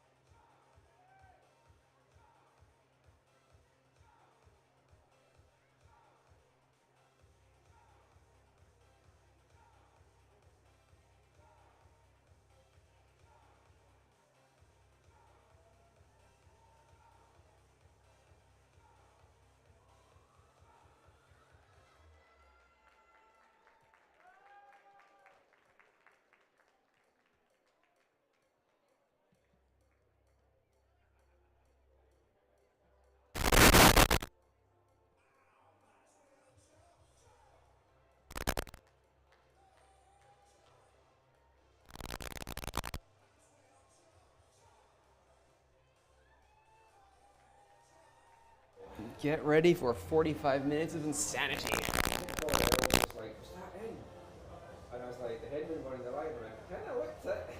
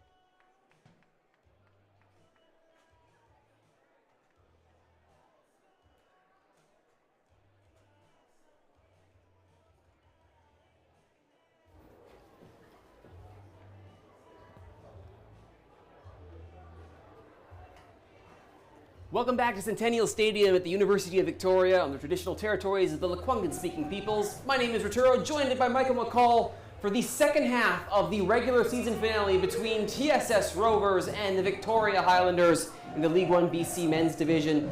2 goals in the first half, one apiece. One from Asad Habibullah in the 40th minute, one in the 44th minute from Michael Henman, and we enter the second half level at 1. For both sides, the intensity hit a new level as that first half ended, Michael, where all of a sudden, where it was once a very cautious and cagey affair, became very rapid very quickly. It did, and I think that may have given TSS a bit of a scare, because a big half-time substitution for the Rovers. Eric Edwardson, the number 11, 7-goal man, last year's 10-goal League One BC Golden Boot winner, on at half-time for Kean Proctor. He also has 4 assists to his name this year. TSS bringing out the big guns. They do not want to lose this match. So much at stake, it's on a knife edge, and if you're not enjoying this at home, I don't know what you want from League One Canadian football. This is set up to be an absolute barnstorming second half. Proctor also on a yellow as well, so bringing him off removes the possibility, or lessens the possibility of having a Rover sent off and really making things interesting. Up comes Jones with a nice little steal there on Preston, and Rovers do recover. And the captain, Matteo Polisi, chipping one forward, looking for the run of Jones quickly back in the attacking area. Jostle there from Libby, who does manage to get away with it, and not able to keep that one in with Sagaste. So as it stands right now, the 11 for Rovers, Connor Adams in goal, Tyler Dillon, Danilo Smichenko, Nick Burrett, and Gabriel Escobar on the back line. Fugo Sagawa, Matteo Polisi, and Kyle Jones in the middle, and Eric Edwardson joins Masoud Habibullah and Ivan Mihea up front. For the Highlanders, no noted substitutions at halftime, so it would be Daniel Zajdovic in goal, Gordon Hall, Cody Geisbers, Caden Rogozinski, and Hagon Kim on the back line. In the midfield, Javi Sagaste, Kobe Greaves, Kensho Ando, and William Libby. And up front, Anthony Preston and Michael Henman. And TSS Rovers have been a very strong second half side this season. I mean, I'm looking at the goals, and in all the games that they've scored in, there's only been one where they haven't got a goal in the second half. They're very strong in the last 10 minutes of games as well. So Highlanders cannot afford to be sloppy at any point in this half. It's a fine balancing act for the Highlanders with 2 roll, because it's like they know they need to win, but they cannot leave themselves short at the back. And we've already seen what happens when Kim goes too far forward and allows someone like Escobar, or allows someone like, even when Sagawa was getting forward and causing difficulty, Mejia would drift over. All that space opens up, and it's all hands on deck to scramble and cover, which opens up somebody else, and the dominoes fall. As it stands right now, though, a little bit more what we saw at the start of the first half. Both teams making sure that they put on just enough pressure to be interesting. Ball left forward there, and forward goes Dillon. Puts in a low cross, top of the area. Polisi blocked. Calling for handball. Referee isn't interested. The follow-up from Jones is into next week. I'm sure the VAR will take a look at that one. The VAR. I forgot to bring the VAR today. That's coincidental. And it's a possible penalty for TSS. Oh, it's interesting indeed. I swear, it has nothing to do with the Lakeside Boys scarf that I have directly beside me. Anyway. What I will say though about that chance for Polisi, we've seen him do that so much in his playing career, not just with Rovers but elsewhere. Getting the ball back to goal, turning, swiveling, getting a shot off. That time good defensive block by the Highlanders. But TSS starting this one very much in the front foot in the second half. Looking for the cross there, they opt instead to go to Polisi. Polisi cuts back inside, turning there is Mejia, but he's double teamed immediately in Greaves. But giving it away was Rogozinski. Or now it is Rogozinski. Kim had given away originally. Back from Habibullah it goes. Coming in on the overlap is Dillon. Puts it in first time, popped up and cleared. Sagasti against Sagawa. And it comes over to Preston. In a foot race here, sliding in, does poke it, but nobody to follow up. And it'll be moved back in by Escobar up top, looking for someone on the far side. Who else but Eric Edwardson? And Edwardson is going to get a talking to here for having gone in a bit harder than the referee's liking. I really thought he was going to go at the pocket there, but I guess it is the first thing that Edwardson's done in his 4 minutes on the pitch. Libby seems good to continue, though I have to imagine the talking to was most undoubtedly stern and life-changing. Yes. Always is from referees. By the way, I don't think I actually mentioned who they are at the top of the broadcast. My apologies. Calling the game today, David Schmidt-Schweda is in the middle. On the assistants, Ben Clark and Ere Demirtas. And the fourth official today is Amar Raj. Hall. Sagaste. Watch by Jones, steps around him, puts in the cross. Switching over to the far side, Preston lets it go. Kim has to back off. And you actually get flagged for the offside here, having started that cross in an offside position before backtracking. Rovers will get things started quickly. Mejia and Escobar have had a good partnership on that far side. Well, was the near side in the first half, but they look to continue it as we get started here. Burrett holds to Jones. So surprising to me, the space that Dillon's just had. He's just ambling up and down the right wing here, just waiting for the ball to come over to him and asking his teammates, hello, I'm right here wide open.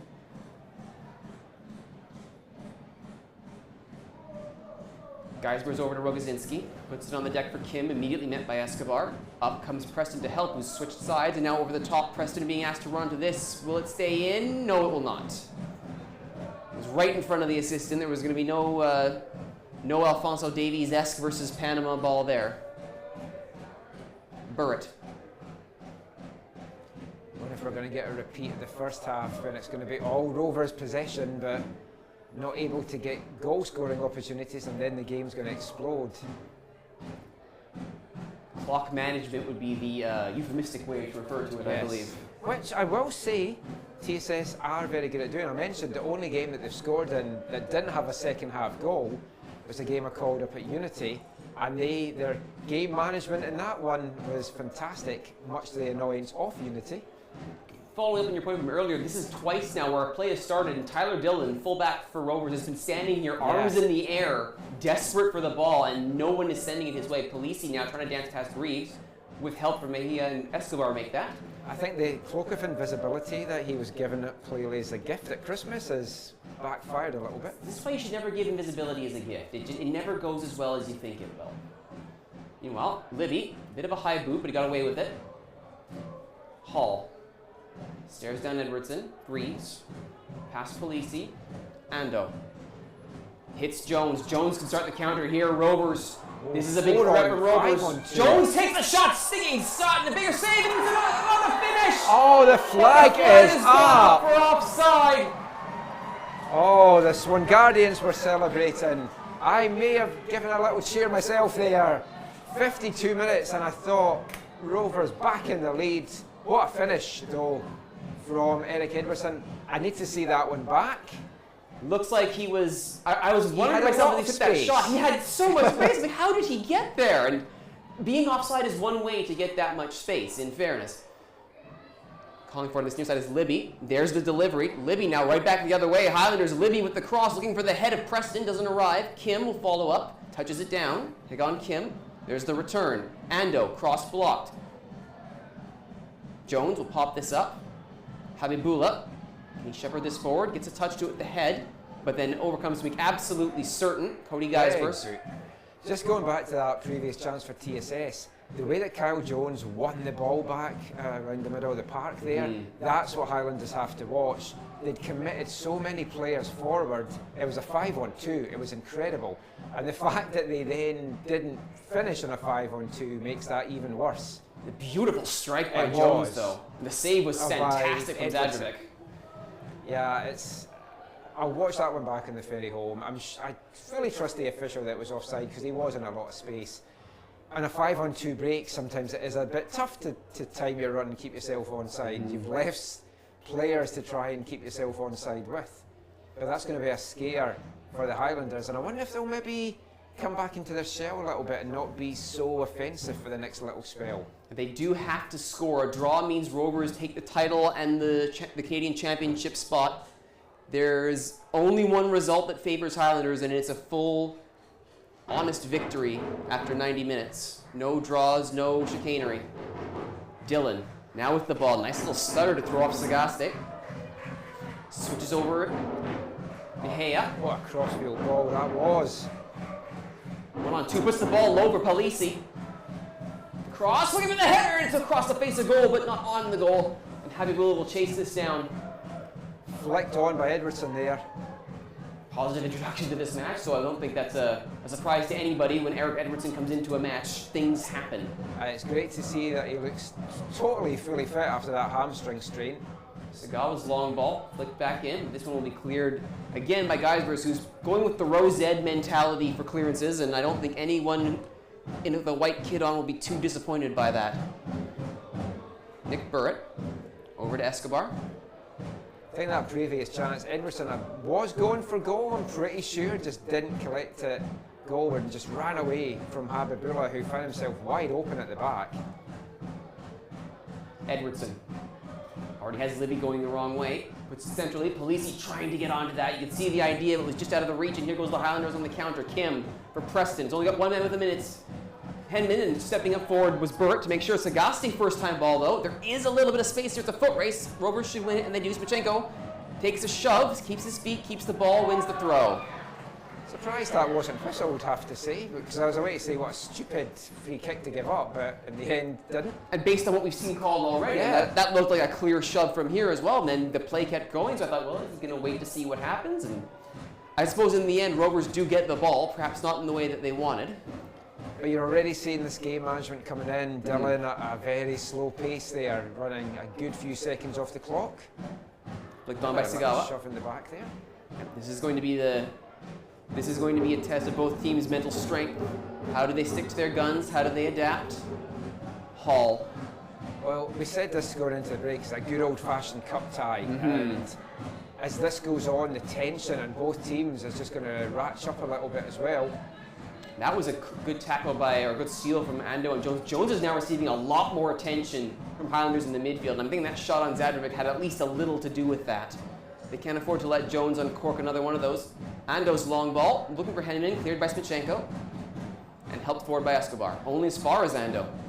On the deck it goes, Sagaste on the right side. Tries the cross, looking back post. Libby pops it back up, not towards goal though, and Jones will help it out to midfield. To Hall. This is an extended spell of attacking possession for Highlanders. Ando. 1-on-2, twists but loses to Edwardson. Sliding in was Greaves, couldn't get there, but it was just enough to allow Rogozinski to move in and keep it from Mejia. Guys burst to Preston against Jones. Preston. Libby calling for this in a lot of room. And Dylan made sure that he was there when that cross came in. Dylan knows the pain, of course, of calling for the ball and it never arrived. Greaves.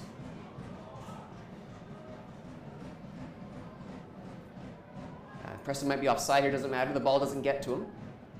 Good spell of pressure here from the Highlanders. They've might be one of the most consistent bouts of pressure they've had so far in this match, at least ones where they are consistently being dangerous. But as it is, Ando forward to Kim, who's inverted quite a bit here, finds Sagaste, who's moved out wide. Sagaste inside, it was behind his man. Who was moving forward through that? Well, that was Hall, who moved all the way up from the back. And that may be costly because Habibullah is now one-on-one with Geysers. Habibullah splits the wickets, looks for the shot, Zadravec with the save. Habibullah was looking for his second, Zadravec equal to the task. I was wondering why was Gordon Hall that far up the pitch, and we see the downside of removing a defender. Yeah, it's going to happen, I think, as more that this half goes on. We saw glimpses of it in the first half more with Kim. They live to get forward, and it's great to see them going forward because that's how they're wanting them to play. But they have to either have somebody covering back for them or they need to put the jets on to get back. And Habibullah, Mahia, Edwardson now, they will really punish the Highlanders for any space that they give up. But a great chance there for Habibullah. Zadravec though, big stop, keeping his side very much in this. He's always good for at least one, and he's had two already. Zadravec is one of the many reasons Highlanders are level with Rovers on goals conceded. You might have to come for another one here. Polisi's cross, but that's behind. Habibullah considerably behind, and it'll allow Libby a chance to move forward.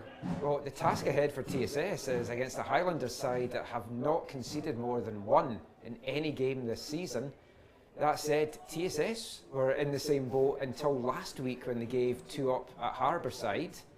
So it's two very stingy defences, but two very potent attacks. It's just what you're wanting. Obviously the goals have flowed a lot more freely for TSS. That's not to say that the Highlanders haven't been dangerous and creating, but they're good at killing off a game, shutting up shop. Now they have to chase. Sagawa goes for pace against Greaves and leaves him for dust. Sagawa for Edwardson. And that one's given away, and chance for Highlanders go right back the other direction. Preston, little step over on Jones. Henman's making a run. Preston opts to call back. Had Sagaste on the far side as well. Now Ando. Put it out wide. Kim on the run. Puts in the cross. Was looking for Henman back post. That'll pop up. And forward comes Connor Adams to make sure the danger is over right at the hour mark. Yeah, that was danger because that could have gone anywhere, and a little bit more anticipation from the Highlanders could have seen them in. A bit disappointed with Highlanders breaking there. That it was very lacklustre. You would think they'd be sprinting to get numbers forward because they had so much space on that right side to exploit, but they're just meandering up there. I have to wonder if it's like you talk about that respect for the potency of Rovers, not just in the counter but on the full-on attack that they have been. Give it away and you're in big trouble. And that's how that counter started in the first place. Sagawa. All the way out wide, Escobar.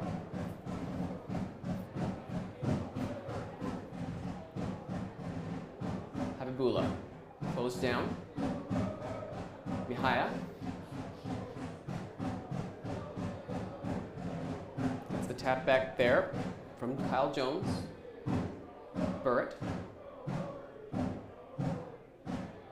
Burrett waiting for help here. Opts to go to Jones.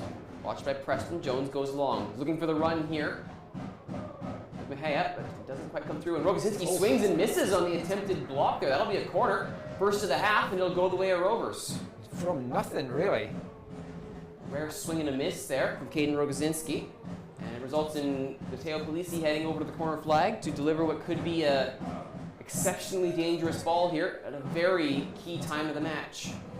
You see the Rovers just slowing things down. This is the pace they want this game to be played at. They don't need to do anything. They don't need to chase. They just need to keep hold of the ball and carve out a few chances here and there. Triple substitution coming up for Highlanders here after this play.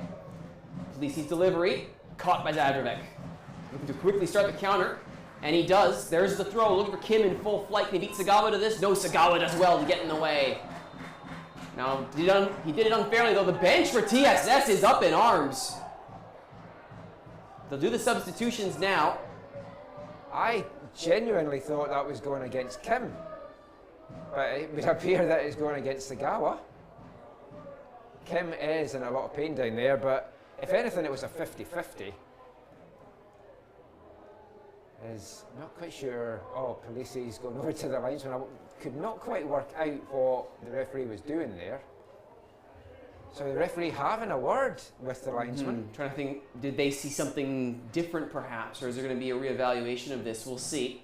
Right now, we'll see if we can get a line on what that triple sub is going to be for the Highlanders. Their options off the bench. The referee is going to his pocket as he goes over to the bench. Oh, it's because of the reaction from the TSS bench. That should be a yellow.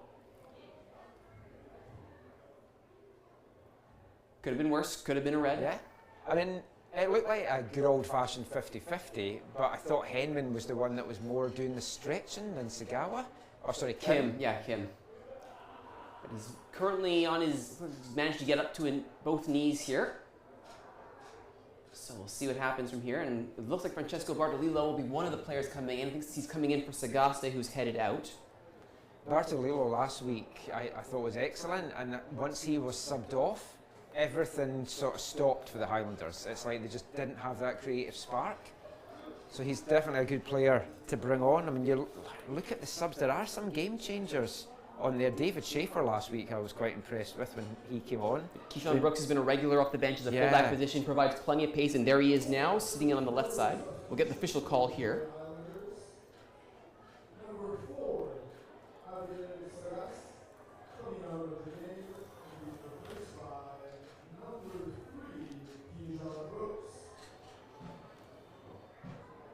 Brooks in for sure. Bartolillo in for sure. Preston coming out.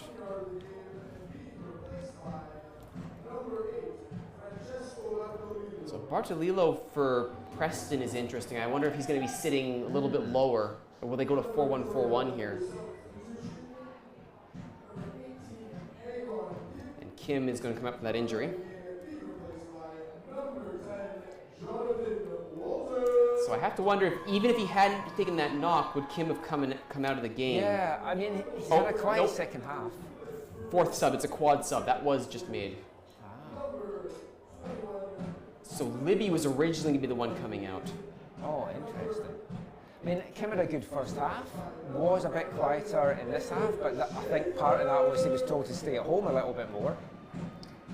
Looking at the TSS bench, there's a couple of game changers potentially on there, but it's a very young bench. By far and away, the best Rovers side is on that pitch right now. Bartolillo with the steal there, making his impact quickly. 4 new Highlanders on the pitch here. That's going to bring some new intensity levels and freshness as well against a tired defence. They have Bartolillo, whose creativity you've mentioned. This will be the first corner of the half for the Highlanders. Walter provides set-piece delivery, along with Greaves, and now you have 2 set-piece takers who can provide a decent ball on the pitch. Keyshawn Brooks has proven to be an excellent fullback option off the bench, and he's even started the occasional match. And with David Schaefer, as you mentioned, he has room to impress, and this is a great chance for him to show that he belongs on this squad next season. Here comes the delivery from Greaves. Corner. Punch is missed by Adams, clear up the line again, headed over, and again, double clearance off the line. I think that was Escobar this time with both clearances, and it was. Gabo Escobar keeps this at a 1-1 draw. Ando, long ball, looking for Ogazinski, headed and cleared by Burt. Off the volley from Geisbers. Oh. That took a little bit of a wobble as it came through, but ultimately wide of the net. I mean, that one off the line, again, it's one of those you want to see back again. That's twice now. There's been a goal-mouth scramble and clearance off the line. Highlanders could be in the lead here. You could say that with TSS about the disallowed goal though as well, because we've got a tweet in from Wayne Zients, who said the TSS breakaway and goal a few minutes ago was never offside, and says that is just the standard of refereeing in the league, which of course we won't comment on that. No, we have no opinion on that whatsoever. We haven't had a chance to see it back, but interesting that viewer feels it was never offside. Remember, if you want to get in touch during the broadcast, you can do so. AFT in Canada or that Returo guy on Twitter. Dylan on the near side, sliding in this part of the, or Keyshawn Brooks, excuse me. There's a lovely little hop from Dylan. Crossed in by Edwardson. Another missed clearance, chance at the goal line, this one goes in! Ivan Mejia buries it for TSS. Back in the lead midway in the second half. That is just what the doctor ordered if you're a TSS Rovers fan. Ivan Mejia, his 6th goal of the season. Is that the difference maker? We're waiting to see who got the assist on that one. It bounced twice in the area. Yeah, I'm not sure who got the assist. I knew at the time. Now that I've said all those words about the goal, I can't remember. It was a very fortuitous place for Ivan Mejia to be, and as soon as that play began to unravel, you began to think, oh, this is going to take something special to stop a ball from going in. Geisbers was there, couldn't make contact, and just shortly after, another Highlanders goal line clearance, off the TSS goal line, excuse me, Rovers go the other direction, and they make Highlanders pay. Now, this happened in the first half, and the Highlanders' response was to go back the other way and score another one. They'll need to score 2 if they want the regular season title and the spot in the Canadian Championship. That's a tall order, but it's not an impossible one. It is not, and I tell you what, this is going to set up an absolutely fantastic finale. Highlanders, for I'd say the last 10 minutes, have looked the better team, the more dangerous team. Ironic that just after that was cleared off the line, TSS found the back of the net, much like the first half as well, where there was a Highlanders opportunity. Nothing in that, but a little kick in the back there to Polisi, who's not happy with that at all. And in the celebration of that goal there, Highlanders did make a substitution and brought Aziz Youssef in. So once again, they're trying to bring some little bit more pace to that midfield, some fresher legs. And Youssef, who's been used as a sub in this season. Yeah, when I was doing the game last week and just doing the research for it, I was surprised he's been used so sparingly. His star certainly seems to have kind of waned maybe a little bit. I thought he'd have been a lot more involved, but he is a danger to come off the bench, and right now the Highlanders need all the danger. I think they've made their most attacking subs they can. Steve Simonson has thrown everything bar the kitchen sink at this one. Kitchen sink not available due to yellow card accumulation. Really disappointing. He's been having such a great season. Him and Owen Goal were just such a tandem. The only remaining outfield sub for the Highlanders is Matt Pierce. And other than Logan Pierce, that's it. So it sounds like Geisbers is the one who's coming off the pitch. So this is an out-and-out offensive substitution here for Highlanders, bringing on a midfielder at worst and forward at best, in the case of Youssef's deployment, and bringing off Cody Geisbers. I think you just have to go for it now. You may as well be hung as a sheep as a lamb. One of the great Scottish sayings. Truly a wonderful one. Yes. Emblematic of your people, Michael. You're now going through what Gideon Hill goes through with me when I throw these things out and he's no idea what I'm talking about. At least that one from my own. You can thank my grandmother for that one. I have enough of a Scottish upbringing to know that one. But no, genuinely, there's no point in the Highlanders doing anything. They've secured a home playoff. They know they're at least second. Just go for it. You don't want to be going home tonight and thinking to yourself, I wish I'd done this a little bit earlier, I wish I'd done that. You want to leave everything on the pitch. It's what I talk about during college season, during playoff time. You don't want to go home with regret. No. And if the Highlanders don't go for it just now, they would certainly have that regret. But the game as well, the pace, it's been a bit stop and start. It suits TSS, it doesn't suit the Highlanders. This injury that we're looking at as well just now is not going to be great for the Highlanders, who need to get that momentum going. I didn't see it once who caused the initial collision there. I didn't see who. It might have just been a coming together over the ball. I don't think there was anything malicious or direct in it. I mean, it hasn't been a dirty game. No, not at all. For all the cards that's been flying out. But in saying that, there's been a few challenges that there hasn't been cards. I thought Polisi should have had a yellow because he had a couple of talkings too. Didn't get a yellow card just moments ago. So a little bit of inconsistency here. Not that I'm advocating bookings. I love referees that let things go. But once you've brought them out early in the first half, you've got to keep that pace. You've got to keep doing the same thing. And it's Sagawa who was the one who was down for a brief injury. He seems to be up though and has been removed from the field of play. I don't think it's a substitution. I think he's only being brought off to get some rest. Doesn't look, although I think TSS might be calling Grant Verhoeven over to the bench, so we might be about to see a TSS sub coming up. Kobe Greaves. Up the middle, Henman back to goal, fends off Shmichenko, keeps the ball, does Michael Henman. Fantastic effort, and pokes it over to Ando, but gives away the foul in the process. And now Henman has got to be very careful here. Yeah, I mean, Henman on a yellow card. This game may have got away from the Highlanders, although there's still a lot of time. You do not want to get sent off with a big semi-final coming up next week. So Henman just has to keep the head, not let anyone get under his skin. And let's be honest, Matteo Polisi can be very good at doing that.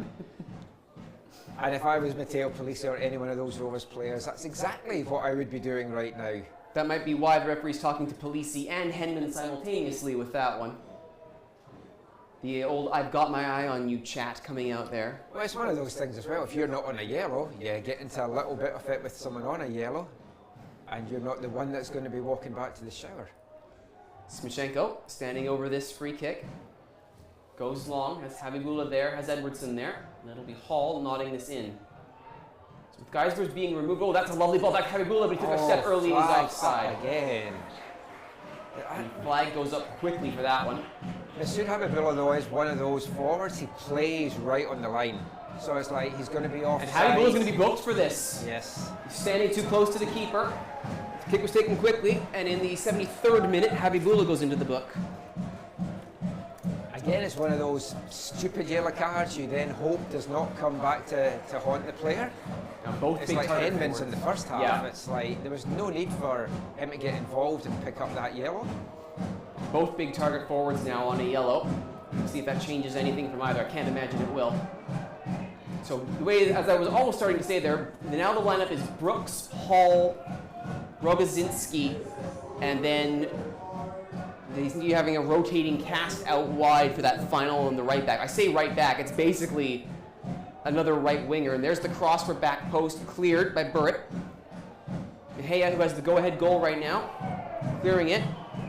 Calls from the Rovers for a call there as Hall got together with Habibullah. Play continues. Bartolillo. Brooks. Back to Bartolillo. Good block there, and now a chance for Rovers to counter. Away goes Edwardson.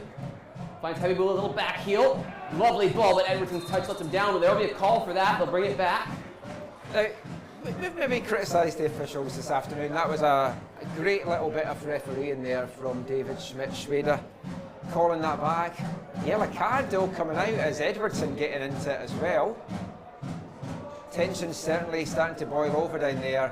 Frustrations clearly boiling over from a Highlanders side, and now Edwardson gets a yellow card for the shove.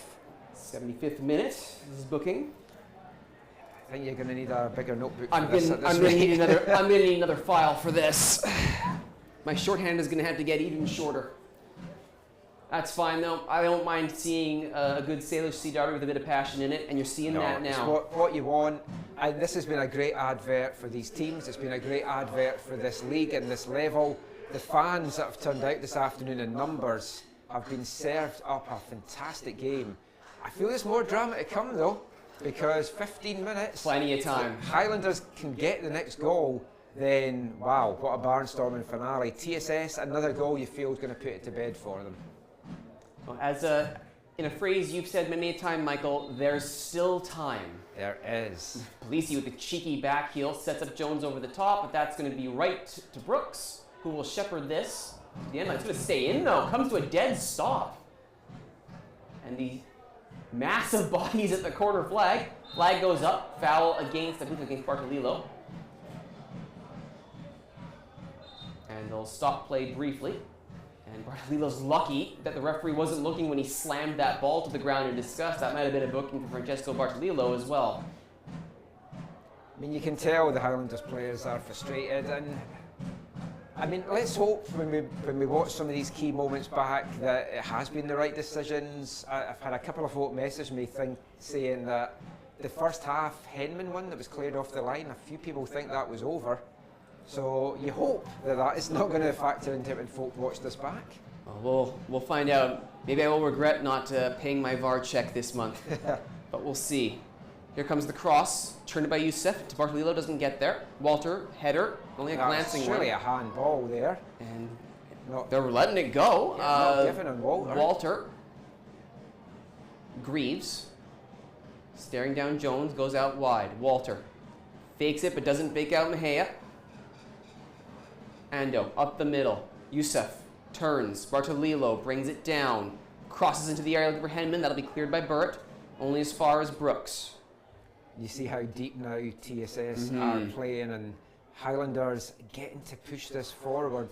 At what point do they just go all guns blazing? Because they need two. Brooks did well to fend off Polisi there and start the attack again. Bartolillo looking for Schaefer out wide. Schaefer. Oh, there's a hands go up for handball, nothing given. And instead it's Mejia skipping past Ando at pace. Rovers at the break here. Can he get past Rogozinski? Rogozinski gets a foot in, doesn't foul him, puts it centrally for Matteo Polisi, who's got time and space. Habibullah, there's the run! Flag stays down! Zadravec with the save! Ball first, says the referee. It's a tough call to make. I thought that was tight on the offside for one thing, and Habibullah, I think he looked over, and that just let the ball run a little bit ahead of him. It wasn't a penalty for me. It's one of those things, a striker as good as Habibullah, he knows how to go down at those kind of challenges. I thought that was good goalkeeping there by Zadravec. Zadravec, there you go. It's been a long day. It has. Schaefer, here's an easier one for you. Schaefer, centrally, grabbed by Burrett. Jones was actually down on the ground for a bit. I don't know if that was fatigue or what. Yeah, was slow to get up. I think that's the experienced head of maybe trying to go down, get the game broken up again.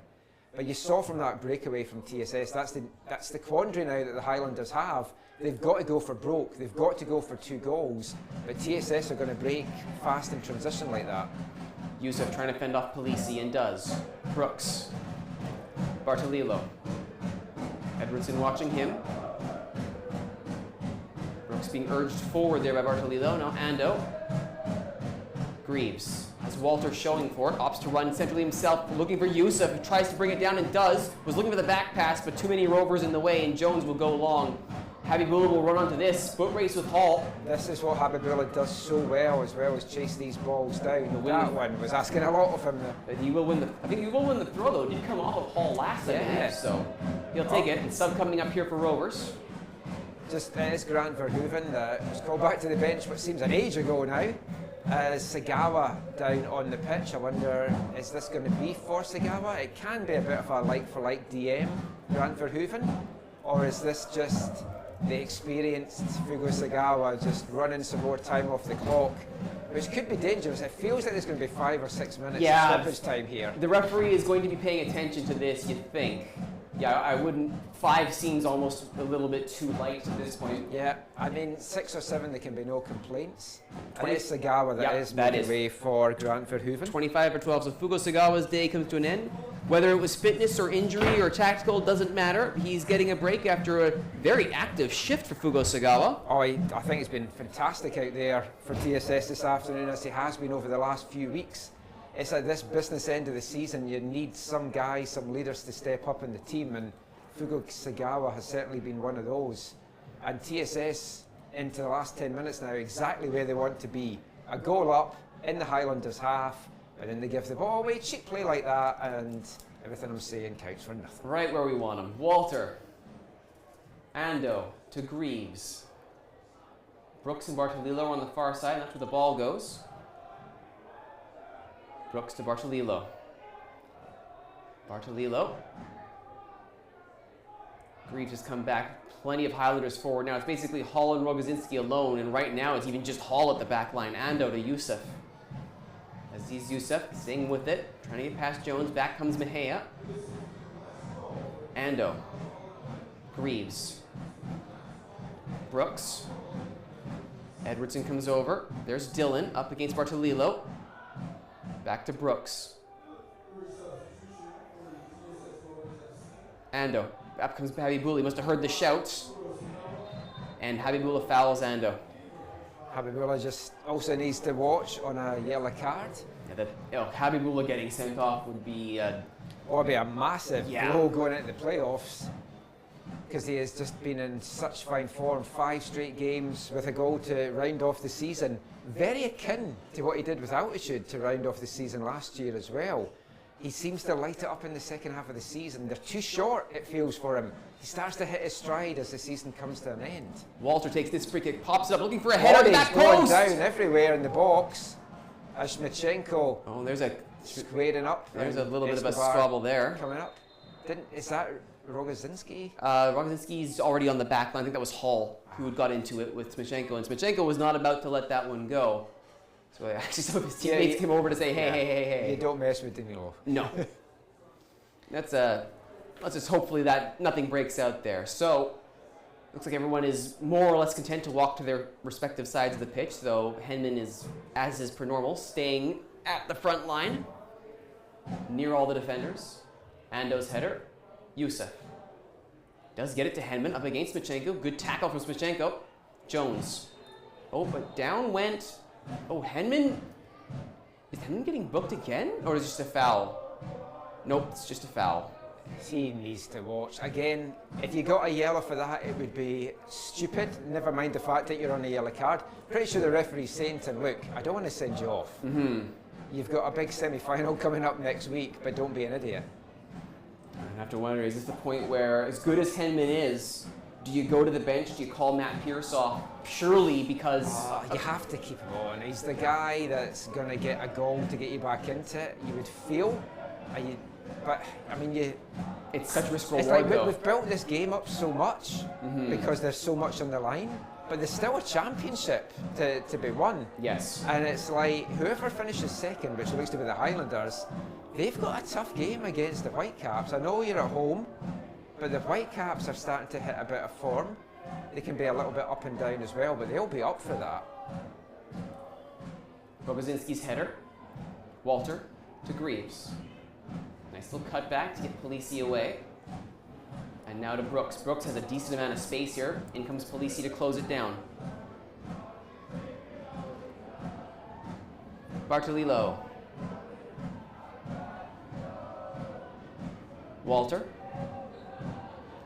Gives that one away unnecessarily. But Dylan, I think that might have gone over the line, and it did, so it will end up being a throw. Bartolillo takes quickly. Greaves. You might be able to hear the Swangarians doing their traditional version in the last 10 minutes of Bohemian Rhapsody. Just clarifying that's what it is, because if you try and listen to the tune that they're carrying, you might not be able to tell that right now. They can carry it? I don't think so. Back post, Brooks looking for it. Up against Dylan. This has been quite the battle since Brooks has come on between Brooks and Dylan. Very impressive. He's added a little bit of something different. I wouldn't be surprised if he goes into a starting role in seasons to come. But right now, Bartolillo tries to poke it forward. Nobody there, though, and Edwardson. Oh, Bartolillo wins it back. Little backheel from Schaefer. Cleared by Jones. A lot of scramble there, no real control. If this proves to be the championship game come August 5th, I'm here for this. This has been fantastic. I'm messaging with Colin Elms, TSS Rovers co-owner. I'm saying this is fantastically tense. He agrees. He's had enough of it now. He wants the game to be over. But he says this is what the game needs. This is what this league needs. It needs these games. It needs this excitement. It needs this tension. And for these players on their developmental pathway, this does so much for them. Oh, absolutely. Where else are you going to get this kind of mental experience to serve you so much better in your career? Greaves with the cross, headed clear by Jones. Polisi. And the 1-2 finds Habibullah. Holds up and waits. There goes Polisi on the run. Cuts back. Brooks trying to get it on Habibullah. Has to be careful here. And Habibullah just shrugs him off like he's nothing. Verhoeven. Back to Dylan. Brooks, the header. Bartolillo. They've been favoring this near side. Henman. Nudged over by Shevchenko, and they will call that. 5 minutes to go. Well, 4 and a bit. And about 6+ of stoppage time. Yeah, you have to say. There's going to be a sizable amount of lenience you would expect being given by the fourth official. Yeah. There's going to be a 90 does not mean the end by any stretch here, which if you're a Highlander is great, and if you're TSS, it's going to be the longest 6-ish minutes of your life. Especially if the Highlanders can find a second goal. Walter standing over this one. Everyone. And Walter has scored from this distance. Back in the PDL days, scoring from that distance was a thing that happened. Good, strong claim there by Connor Adams. It was good goalkeeping. Adams Started the first game of the season, I believe it was, due to the Canadian Championship duties and wanting to rest Justin Sandu. Got to start last week as well, but hasn't featured because Justin Sandu's been such a key part for the Rovers. He is one of the SFU guys now missing from the squad. So there was a big chance for Connor Adams. That's why he got the start last week, to kind of get him that experience, that chemistry with the backline, and it's shown this afternoon. Yusuf has Schaefer on the overlap, opts to double back instead. Polisi backs up as well. There's the lovely little curling switch over to Brooks. Bartolillo inches forward. In comes Everson. Brooks leaves him for dust. Turns, ball comes loose. Cleared with authority by Smichenko. No nonsense there. Brooks coming off the worst for wear for that as well. There's a time and place to do a fancy little spin like that. I'm not sure chasing a game to win a spot in the Canadian Championship was the time to do that. Yeah, if it works, it's great. Oh yeah, then we'd be like waxing lyrical about what a genius, what a goal. Henman there, losing another battle. This time, Smichenko coming cleanly the better of it. And now away goes Habibullah, but the flag is up. He stepped about 2.5 steps ahead of the shoulder of Rogozinski there. Hall to Greaves, and we get restarted quickly, which is good because with only 2 minutes and a bit left to go in regulation, plus for stoppages, there is still time, but it's rapidly diminishing for the Highlanders. They're down by a goal. It's Rovers 2, Highlanders 1. Regular season crown on the line. A place in the Canadian Championship on the line. Salish C. Derby bragging rights on the line. And right now, the hero appears to be none other than Mr. Ivan Mihea, whose 67th minute goal at the back post has the Rovers at the advantage. Greaves. Little tap forward from Walter, gets the return from Bartolillo. Walter tries his luck. Oh, he curled that for the far post. Wide by about a meter. But Walter, lovely attempt. He had space. You know he was setting himself up for that. Bartolillo could see it as well. He gave him the ball right where he needed it. The accuracy didn't miss by much. Unfortunately, that is still enough to miss, and that kind of is rather important at this stage of the game. It's a TSS Rovers sub here in the 89th minute as well. Masood Habibullah, who's run himself into the ground, going off. Keji Adeyemi coming on. And if the Highlanders defence think they're going to get any respite, they are not. Adeyemi is fast. And it's just going to be a case of pumping balls up for him to run onto, for him to take to the corner flag or in on goal. He's still looking for his first goal this season, Keji Adeyemi, and it's like crazy because he's had a number of good performances. And Habibullah, like you say, not only has he been running himself ragged, he's run that Highlanders defense ragged as well, trying to spend almost a full 90 minutes defending against a threat that is Masood Habibullah. And then, oh, by the way, we're bringing on a speedster. Yes. The table has been set for Keji Adeyemi to do something truly incredible. And very different players as well to defend against build-wise. Like, Masood is a unit. If you see his Instagram photos, he's like built like nothing on earth. And Adeyemi has the good pace as well. Habibullah, I do want to give a bit of credit to him for how he has played this year. His game has really developed. He's realised he doesn't have to try and do everything himself. And it's a lot about teamwork, and his finishing, it's been top-notch. I thought I was setting that up for you to say another player who's finishing is top notch. I was about to say, I'm like, oh, what happens here? And they are going to get a free kick in a nice place for it. Henman initially sent that ball forward. Schaefer with the cross. And it did bounce clear, but not before a foul was committed. And we've played the 90. E minutes, I assume that's supposed to be a 8? I assume that is not E minutes added on by the fourth official. No, 6 minutes added on. I've started my stopwatch. I'm a few seconds out, but we've basically started this. 8 did seem like a bit much, but 6 is about what we figured. You know, I don't know that I could argue too much with 8 because it's been stop and start, there's been subs galore, there has been time wasting. But 6 does feel fair. And Walter must fancy his chances from here. Greaves will fancy. Greaves is actually forward, so this would be Walter's all the way, you would think. Although Schaefer is also lining up for this. Does he want to go with this with the left foot? And it's going to be Schaefer! Schaefer! Unbelievable! Absolutely stunning strike from the German. Beat Connor Adams, all ends up there. The net bursting, the force that was hit. And wow, We have got 5 minutes of football and frenzy coming up now. This is tension. This is what you want. This is League One BC. If you thought Salish Sea derbies were boring, then you have not watched BC soccer for nearly long enough. Highlanders 2, Rovers 2. An absolutely scintillating free kick off the boots of David Schaefer. In the 90+1 minutes, there's still 5 to go, and another sub coming up for Rovers. Off the pitch goes Tyler Dillon. Some reinforcements being brought in at fullback. Shaya Zarjanpur coming on.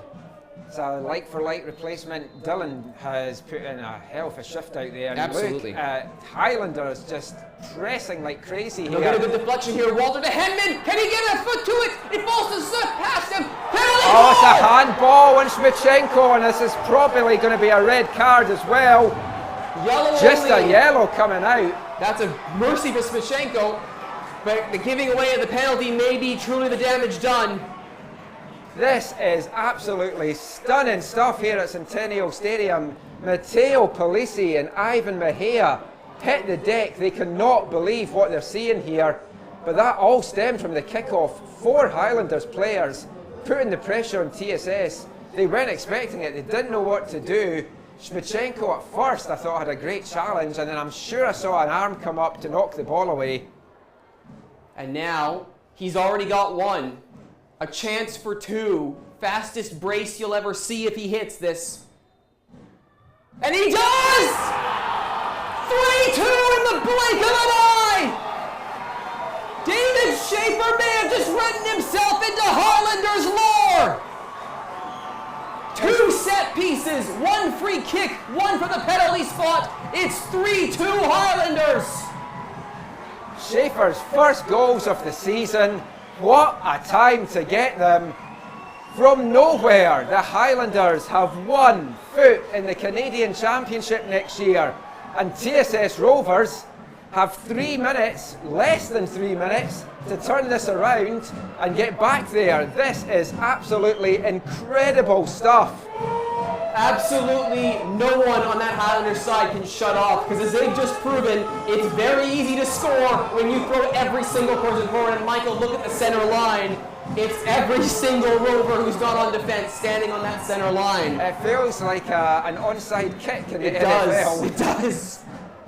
Jones goes long. Is there more late drama to come? Yusuf simply clears it. There's no subtlety here. Get the ball away from your own net however you can do it. And for Rovers, they know they have the height. Smichenko is now a target forward. Edwardson is there. Hall clears off of Edwardson's chance. Polisi's got 5 targets to pick from. He goes near post where none of them were waiting, and Zadrovic will kill a few key seconds off by pulling it to the corner of his area and falling on the ball. I'd say we've got about 90 seconds left. I wouldn't be surprised to see a little bit more more added on. Yeah. So let's call it 120 just to be safe.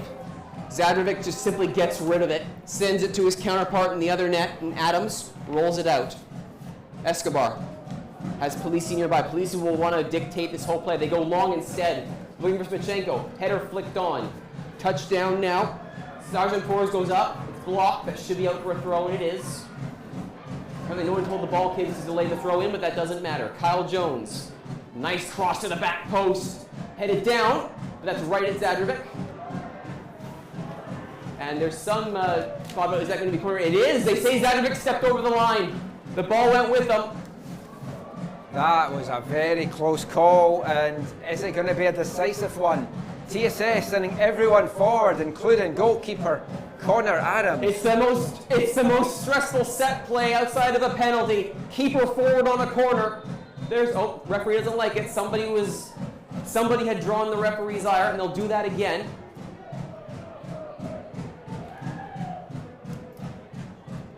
Polisi on delivery duty. Every single Rover is there. Escobar remains outside the area. Jones remains outside the area. Everyone else in and around the net. The 2 keepers marking one another. High ball. He's going to find Jones. Smichenko is there as well. They get their wires crossed, headed forward. Shanked clearance though. But now comes to Ando, who clears. And Adams will have to run back to get into his own net. Escobar. Adams doesn't retreat far, though. He stays in the midfield circle. Brought down, calls for handball. Saved by Zadrovic. Referee isn't interested, and Zadrovic has it. Zadrovic's just going to milk every second he can get away with here. That could be the last chance of the game for TSS. What a dramatic finale. And the referee will give this as a drop ball and get play restarted. The time wasting kept to a surprising minimum. Forward will come KG Adenyi to make sure that no more is done. Now Zadrovic will have to play it. We're way past, a minute past the 6 minutes of time that was getting added on. Referee will undoubtedly have added some on for all the extracurriculars. That's not a surprise there. Rovers will get one more good attack out of this, you figure, and maybe a second if they're lucky. There's the throw for Jones. Kyle Jones crosses over. Palisi is there. Palisi is the guy who wants this ball at his feet. Sends in the long delivery. Zadrovic claims it. You can see the target was Smishenko all the way, the big center back. Zadrovic beats him to it. The Highlanders keeper will send it long. Henman is there, as is Escobar. Escobar will knock this back to Adams. Henman presses, gets rid of that. Palisi all the way back in his own box. Is he going to go box to box? Ando steps forward and wins it. Ando and Henman are 2-on-1 against Escobar. Ando, saved by Adams. What a stop! Referee says watch. And that's it! In the most dramatic of fashions, the Victoria Highlanders have won the regular season title and will represent League One BC in the Canadian Championship. A penalty to David Schaefer, sealing the deal with the 3-2 goal after Schaefer equalizes on a sublime free kick after the 90 minutes. It's heartbreak for TSS, who did so well to dominate the game, go up 2-1, and looked for all the world like they had this in their pocket going home. But unfortunately, the game isn't over till the referee blows the final whistle. And David Schaefer's heroics have the Highlanders atop the league. They will take the regular season title. The playoffs are still to come. Highlanders will enter as top seed, which means they will face Unity FC. Or excuse me, they will face Unity FC. Rovers get Whitecaps in the 2v3 match. There is still every possibility we get a rematch in the League One BC final. And I am already salivating, Michael, at the thought of a rematch between these two for the playoff championship. I mean, this game, it had a cup final feel to it, it had a championship game feel to it. In so many ways it did. You see the emotions on both sides out there. There's TSS players just down on the ground. They can't believe it. Michael Henman seemed to be in floods of tears as well and was getting hugs from his teammates as well. But what a comeback from the Highlanders. Steve Simonson's side, absolutely stunning in stoppage time. Connor Adams absolutely distraught in the TSS goal. This was in the Rovers' hands. They threw it away, but you've got to give the Highlanders immense credit. They never stopped fighting. They never gave up. Very worthy representatives of BC now next year in the Canadian Championship. And let's hope we see these two do it again at BC Place on August 5th. Absolutely. And Adams, for me, Adams doesn't have anything to blame himself for. Yes, a keeper is going to take it hard when you let the penalty in, but that was a stellar free kick to get the goal. And I'm not going to put any blame on Connor Adams whatsoever for the scoreline being where it is. As you said, Adams hasn't had that many starts this season. No. For what he showed, especially in the final attack for the Highlanders, Ando had him dead to rights. And what did Adams do? Great save down into his left, keeps the ball out, keeps them within just that slitting chance. I know it's going to sting for a while, but Adams does not need to blame himself for this scoreline. No, not in the slightest. It's going to be a long ferry home for TSS. You see the players trooping off just now. Absolute devastation down there. And I mean, I don't know what you say to pick them up now, but they have to pick themselves up quick. They play the Whitecaps next weekend.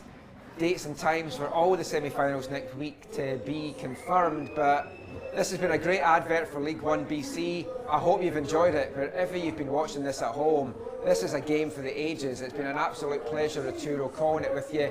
Obviously gutted as a TSS man the way that this has ended, but I take my hat off to Victoria Highlanders. They deserve this. They've been excellent all season. Well done. to what they say, Michael, to answer your question, what do you say to pick this team up? Well, boys, we better beat the Whitecaps because we're coming back for revenge in the finals. Yeah, I mean, the League One Championship is the goal at the end of the day, so it's still on the table for them. I just think so much that this club has put on being back in the Canadian Championship. Maybe they'll be lucky. Maybe they'll open up more spots and be back in. Maybe that's just wishful thinking on my part, but I can't wait to see the Highlanders. Can you imagine the Highlanders, Pacific? I have been, as soon as TSS beat Valor, I immediately started letting myself think, what happened if we had a Victoria Derby? What if we actually had Highlanders Pacific at Centennial? Like that is a dream match that I didn't think was possible.